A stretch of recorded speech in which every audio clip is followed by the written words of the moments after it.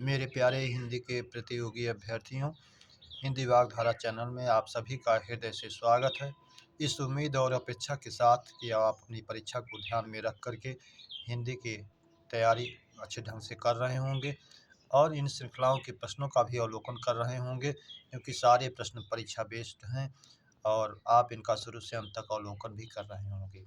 आइए आज हम सब लोग मिल कर के इस श्रृंखला के पहले प्रश्न की शुरुआत करते हैं। आज का पहला प्रश्न है हमारा, भूमि का विशेषण है भौम, भौमिक, दोनों, कोई नहीं। तो भूमि में आ प्रत्यय जोड़ने पर भौम बन जाता है। भौम जल कहते हैं आप, इसलिए ये भी है। भौमिक, भूमि प्लस इक, भौमिक जो भूमि से संबंधित है, इसलिए ये भी है। तो विकल्प सी हमारा सही हो जाएगा, दोनों। अगला प्रश्न है हमारा, पर्वतीय विशेषण है परिमाणवाचक, गुणवाचक, सार्वनामिक, संख्यावाचक। तो पर्वतीय जो है ये स्थानवाचक में जाता है, जो गुणवाचक विभेद के अंतर्गत इसके आता है, इसलिए विकल्प भी हमारा सही हो जाएगा, गुणवाचक। अगला प्रश्न है, ऐसा काव्य जिसमें गद्य पद्य का मिश्रण है, कहानी, गद्य, पद्य, चंपू। तो गद्य पद्य मिश्रित काव्य को चंपू कहते हैं, आप जानते हैं, इसलिए विकल्प डी सही हो जाएगा, चंपू। प्रश्न नंबर 4, पिता के घर रहने वाली युवती वाक्यांश का एक शब्द है, सिकता, सिकता माने बालू होता है, इसलिए नहीं है। सुहागिनी, सौभाग्यवती महिला को कहता है, लेकिन ये पिता के घर रहने वाली नहीं कहा जाएगा।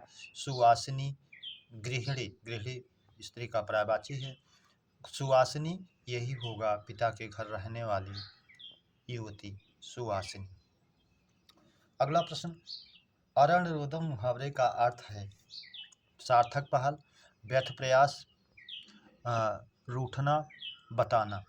तो अरण्य रोदन जंगल में रोना, अरण्य माने जंगल होता है, रोदन माने रोने का कार्य। तो व्यर्थ प्रयास, जंगल में रोने का कोई अभिप्राय नहीं है, इसलिए विकल्प भी सही हो जाएगा, व्यर्थ प्रयास। क्योंकि मुहावरे का शाब्दिक अर्थ नहीं होता है, अभिधा अर्थ इसका नहीं होता है, लक्षण और व्यंजना अर्थ ही होता है, इसलिए व्यर्थ प्रयास। प्रश्न नंबर 6, अनुरूप में समास है अव्ययी भाव, तत्पुरुष, कर्मधारय, द्वंद्व।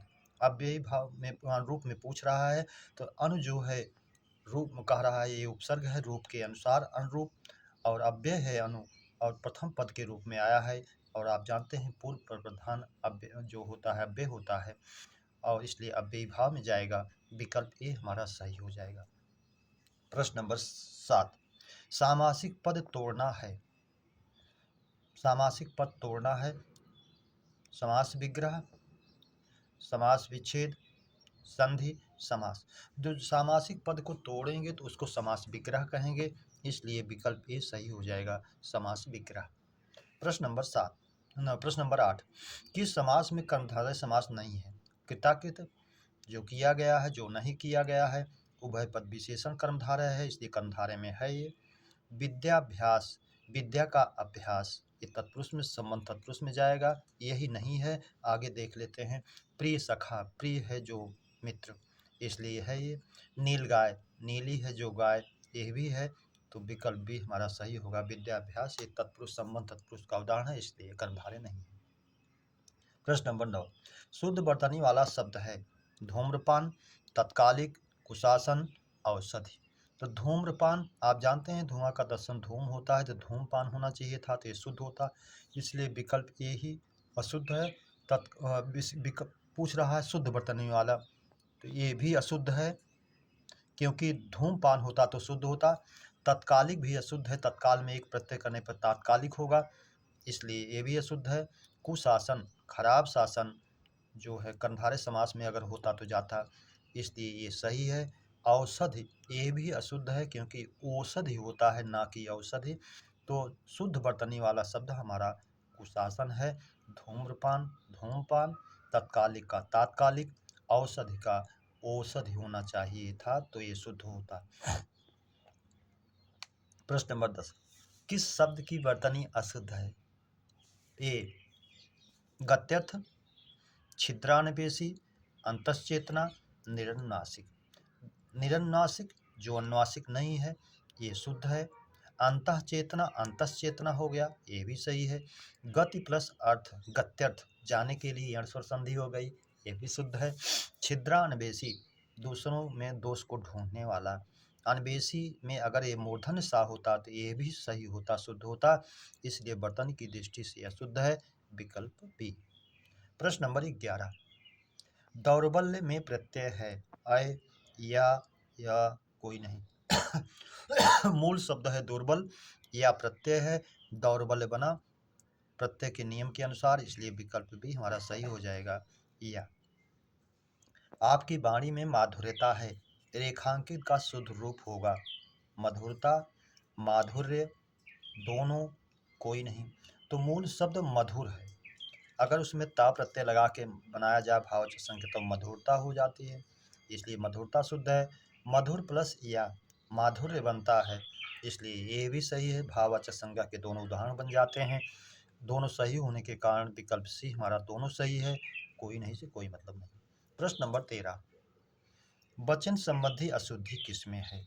सीमा 5 बहिन है, सीमा 5 बहिनें हैं, विकल्प सी में कह रहा है केवल ए में अशुद्धि है, केवल बी में अशुद्धि है, तो बी तो सही है, सीमा की 5 बहनें हैं, ये तो शुद्ध है, बहन का बहनें हो गया है, सीमा 5 बहन है, ये अशुद्ध है, इसलिए ये अशुद्ध विकल्प सी वाला होगा कि विकल्प ए जो है में ही अशुद्धि है। प्रश्न नंबर 14, आगार का पर्याय नहीं है, आगार का शाब्दिक अर्थ होता है घर, आवास, विकल्प में दिया गया है घर है, ये भवन ये भी है, आवास ये भी है, घाम घाम यानी धूप, घाम का तत्सम घर्म होता है, विकल्प डी ही हमारा नहीं है, शेष तीनों है। प्रश्न नंबर 15, अरण्य का पर्याय है कांतार, अरण्य माने जंगल, कांतार माने जंगल, विपिन ये भी जंगल, वन ये भी जंगल का ही है, इसलिए विकल्प डी हमारा सही हो जाएगा सभी। प्रश्न नंबर 16, तत्सम शब्द नहीं है, उल्लूक ये है, उल्लू का तत्सम उल्लूक होता है, इसलिए है ये। कूप कुआं का तत्सम कूप होता है, इसलिए ये भी है। करकटी ककड़ी का तत्सम करकटी होता है, इसलिए ये भी है। ओझा ये तद्भव है, जिसका तत्सम उपाध्याय अगर होता तो सही होता, इसलिए यही तद्भव है ओझा। प्रश्न नंबर 17, तद्भव शब्द है अट्टालिका, अट्टालिका तत्सम है जिसका तद्भव अटारी होता है। कर्पूर ये तत्सम है जिसका तद्भव कपूर होता है। केविका ये तत्सम है जिसका तद्भव केवड़ा होता है। विकल्प डी खीर ये तद्भव है जिसका तत्सम क्षीर होता है। प्रश्न नंबर 18, कैवर्त का तद्भव है ए केवट, बी नाविक, सी मल्लाह, डी सभी। तो केवट का तत्सम जो है कैवर्त होता है, इसलिए विकल्प ए हमारा सही है। बलवान का स्त्रीलिंग है बलवानी, बलवती, बलिष्ठा कोई नहीं, तो बलवान पुल्लिंग है और इसका स्त्रीलिंग बलवती होता है, विकल्प भी हमारा सही हो जाएगा। प्रश्न नंबर 20, चपला चपल समश्रुत भिन्नार्थक शब्द का अर्थ है बिजली, तेज, गतिमान, धीमा, स्थिर, गति, डी कोई नहीं, तो चपला माने बिजली का है और चंचल स्त्री के लिए भी प्रयुक्त होता है। चपल माने जो चंचल है तेज है, इसलिए पहला विकल्प ही सही होगा, बिजली तेज।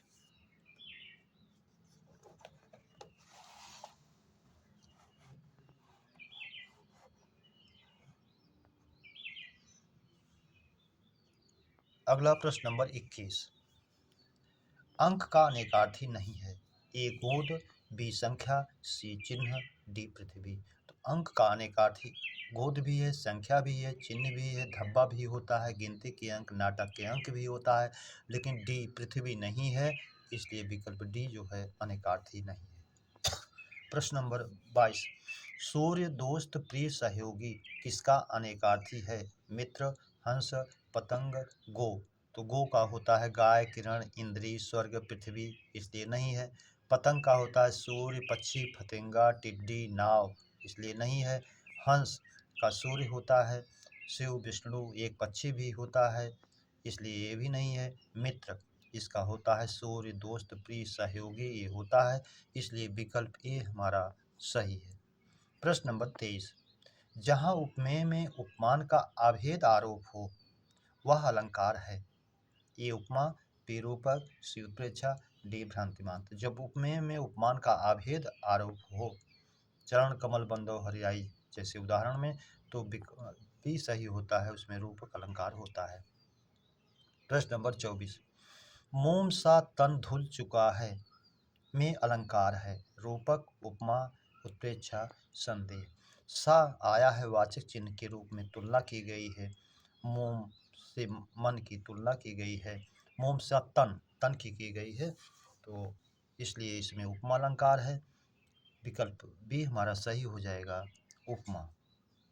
प्रश्न नंबर 25, आचार्यों के अनुसार कुल संचारी भावों की संख्या है। ए 30, बी 31, 32, 33। तो आचार्यों के अनुसार रसों की संख्या हमारी 33 मानी गई है, इसलिए विकल्प डी सही हो जाएगा। आचार्य देव ने छल को 34वें संचारी के भाव के रूप में माना और आचार्य रामचंद्र शुक्ल ने 35वें संचारी भाव जैसा चकपकाहट को माना। संचारी भाव नहीं बल्कि संचारी भाव जैसा। ये भी परीक्षाओं में कभी कभी पूछा गया है, इसलिए उसको भी जानते रहिए। प्रश्न नंबर 26, रसोत्पत्ति में आश्रय की चेष्टाएं क्या कही जाती हैं। विभाव, अनुभाव, संचारी भाव, कोई नहीं। तो रस की उत्पत्ति में आश्रय की जो चेष्टाएं होती हैं, जो दिखती हैं, उसको अनुभाव के रूप में जाना जाता है, इसलिए विकल्प भी हमारा सही हो जाएगा। प्रश्न नंबर 27, निम्न में उद्दीपन का कार्य कौन करता है। भयानक, वीर, प्रेम पात्र की मधुरवाणी, उत्साह। तो उद्दीपन, स्टिमुलस का कार्य, उद्दीपन का कार्य जो है प्रेम पात्र की मधुरवाणी करती है, इसलिए विकल्प सी हमारा सही हो जाएगा। प्रश्न नंबर 28, तुलसी मन मंदिर में विहरें में अलंकार है। उपमा, रूपक, उत्प्रेक्षा, संदेह। तुलसी मन मंदिर में विहरें, तो तुलसी के मन रूपी मंदिर में विचरण करें, घूमें, विहार करें। मन रूपी मंदिर, रूपक की बात आई है, इसलिए विकल्प भी सही हो जाएगा, रूपक अलंकार। प्रश्न नंबर 29, पानी और प्राणी समश्रुत भिन्नार्थक शब्द का अर्थ है। जल, हाथ, नीर, तोय, इज्जत, मान, सभी। तो पानी जल है और पानी माने हाथ होता है, इसलिए विकल्प ए ही हमारा सही हो जाएगा। प्रश्न नंबर 30, किस विकल्प के शब्द युग्म का अर्थभेद सही नहीं है, यानी एक का सही नहीं है, वही चुनना है। शब्द युग्म है अनिल, अनल। तो अनिल माने हवा, अनल माने आग, विकल्प ए हमारा सही है। आवरण माने ढकना, आमरण मृत्यु पर्यंत, तो ढकना, आभूषण, यही हमारा अशुद्ध है, विकल्प बी। उपेक्षा, अपेक्षा। उपेक्षा लापरवाही, सही है। अपेक्षा माने उम्मीद, इच्छा, इसलिए ये भी सही है। अवलंब माने सहारा, अविलंब माने बिना विलंब के अर्थात शीघ्र, तो ये सही है। ए, सी और डी, केवल बी हमारा अशुद्ध है, गलत है। प्रश्न नंबर 31, आस्तिक का विलोम है। आस्तिक, आस्तिक, नास्तिक, सभी। तो आस्तिक ईश्वर में विश्वास करने वाला, नास्तिक ईश्वर में विश्वास ना करने वाला, इसलिए इसका विलोम जो है विकल्प सी, नास्तिक। प्रश्न नंबर 32, जब क्रिया के व्यापार का फल कर्ता पर पड़े तो वह क्रिया है। जब क्रिया के व्यापार का फल कर्ता पर पड़ता है तो क्रिया अकर्मक होती है, इसलिए विकल्प ए ही हमारा सही हो जाएगा। सकर्मक, एक कर्मक, द्विकर्मक से कोई मतलब नहीं। प्रश्न नंबर 33, अकर्मक क्रिया का उदाहरण नहीं है। सूरज उग रहा है, ये है, इसमें कोई कर्म नहीं है। चिड़िया उड़ रही हैं, पक्षियाँ उड़ रही हैं, इसमें भी कर्म नहीं है। क्रिया का फल जो है, प्रभाव जो है कर्ता पर पड़ रहा है, इसलिए ये भी अकर्मक है। कशिश हंस रही है, हंसने का प्रभाव भी कशिश पर पड़ रहा है, कर्ता पर पड़ रहा है, इसलिए ये भी है। सीता बीड़ा बजा रही है, अब इसमें कर्म आ गया। सीता बीड़ा को बजा रही को छिपा हुआ है, इसलिए ये सकर्मक है, अकर्मक क्रिया का उदाहरण नहीं है, विकल्प डी। प्रश्न नंबर 34, राम बहुत बहादुर है में विशेष्य है। राम, बहादुर, बहुत, कोई नहीं। तो बहादुर स्वयं में विशेषण है और बहुत उसकी विशेषता बता रहा है, इसलिए बहुत प्राविशेषण हो गया। लेकिन बहुत बहादुर ये मिल करके प्रविशेषण और विशेषण विशेषता बता रहे हैं राम की। तो इसमें पूछ रहा है कि विशेष कौन है, किसकी विशेषता बताई जा रही है। तो विशेषता राम की बताई जा रही है, इसलिए विकल्प ए हमारा सही हो जाएगा। प्रश्न नंबर 35। निम्न में विशेषण है। माधुर्य, लिखित, पढ़ाई, चढ़ाई। चढ़ाई इसमें चढ़ने का भाव है, पढ़ाई इसमें पढ़ने का भाव है, माधुर्य इसमें मधुरता का भाव है, इसलिए तीनों भाववाचक संज्ञा बन गई। और लिखित, लिखना में इत प्रत्यय जोड़ करके लिखित रूप बना। लिख मूल क्रिया हो गई, इत प्रत्यय हो गया। जो लिखा हुआ है संज्ञा के पहले इसको प्रयोग किया जा सकता है, और ये विशेषण है भी। विकल्प भी हमारा सही हो जाएगा, लिखित। प्रश्न नंबर 36। तू, तुम, तेरा कौन सा पुरुषवाचक सर्वनाम है? प्रथम पुरुष, मध्य पुरुष, उत्तम पुरुष, कोई नहीं।